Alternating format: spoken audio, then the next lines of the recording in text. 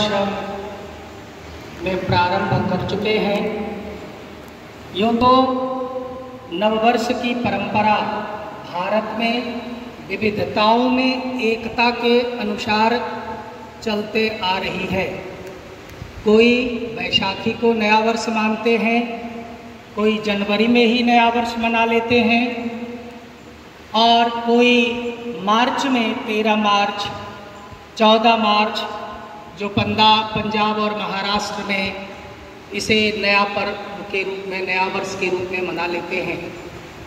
लेकिन हमारी जो भारतीय परंपरा है, उस भारतीय परंपरा में 4 नवरात्र होते हैं।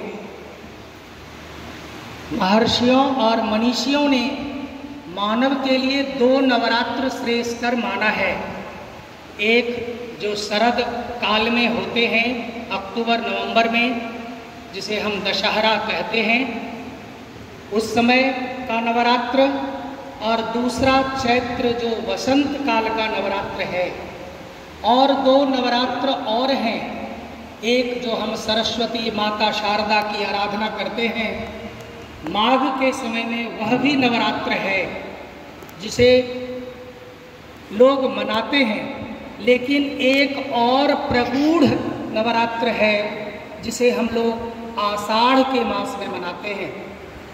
आषाढ़ के मास के नवरात्र को तांत्रिक नवरात्र कहा जाता है। सिद्ध पुरुषों के द्वारा वह नवरात्र आराधित की जाती है। तो 4 नवरात्रों के परंपराओं में हम लोग 2 को तो जानते हैं, 2 को नहीं जानते हैं, या जानते हुए भी उसे हम संकल्पित या आचरित नहीं कर पाते। आपके लिए सबसे पहला प्रश्न होगा कि आखिर ये नवरात्र या वर्ष प्रतिपदा हम मनाते क्यों, इसकी आवश्यकता क्या है? तो मैं बता दूं कि पहले काल में, वो प्राचीन काल में जो भी ऋषि मुनि यज्ञ आदि करते थे या तंत्र साधना आदि की उपासना करते थे, वो उपासना रात्रि काल में ही होती थी।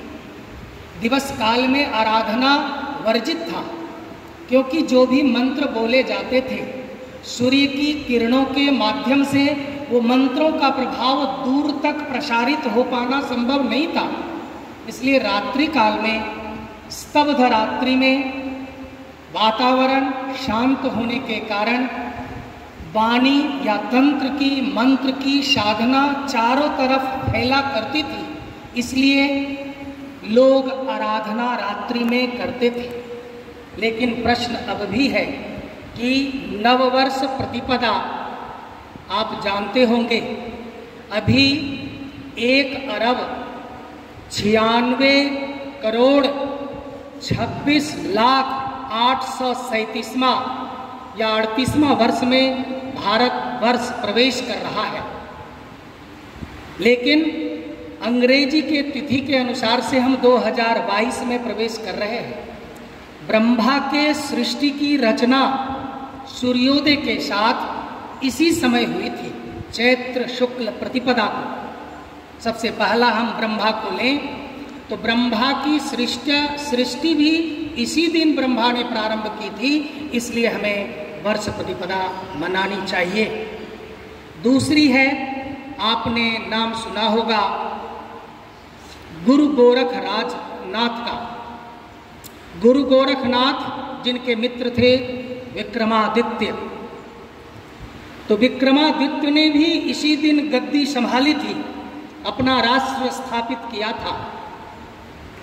गुरु गोरखनाथ के साधना के बाद और उनके मंत्र दीक्षा के बाद विक्रमादित्य ने इस दिन अपने भाई, जो कि वनवासी रूप धारण कर लिए, उसके बाद अपना राष्ट्र स्थापित करने का आधार बनाया, जिसके कारण हम लोग विक्रम संवत भी मनाते हैं।